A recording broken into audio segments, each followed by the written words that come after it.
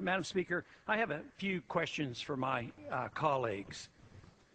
What if our foreign policy of the past century is deeply flawed and has not served our national security interests?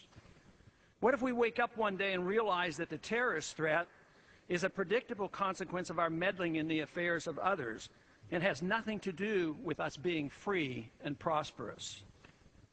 What if propping up repressive regimes in the Middle East endangers both the United States and Israel? What if occupying countries like Iraq and Afghanistan and bombing Pakistan is directly related to the hatred directed toward us?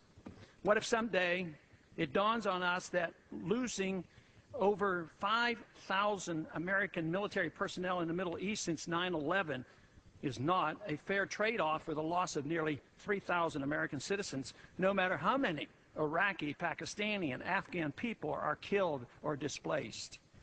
What if we finally decide that torture, even if called enhanced interrogation technique, is self-destructive and produces no useful information, and that contracting it out to a third world nation is just as evil?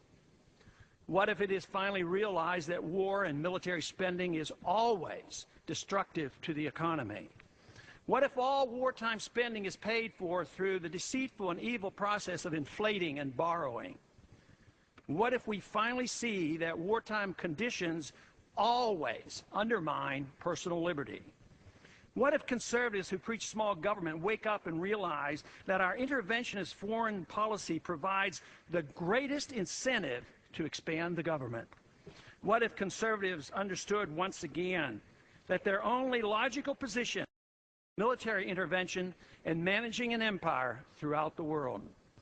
What if the American people woke up and understood that the official reasons for going to war are almost always based on lies and promoted by war propaganda in order to serve special interests? What if we as a nation came to realize that the quest for empire eventually destroys all great nations? What if Obama has no intention of leaving Iraq? What if a military draft is being planned for the wars that will spread if our foreign policy is not changed? What if the American people learn the truth, that our foreign policy has nothing to do with national security, that it never changes from one administration to the next?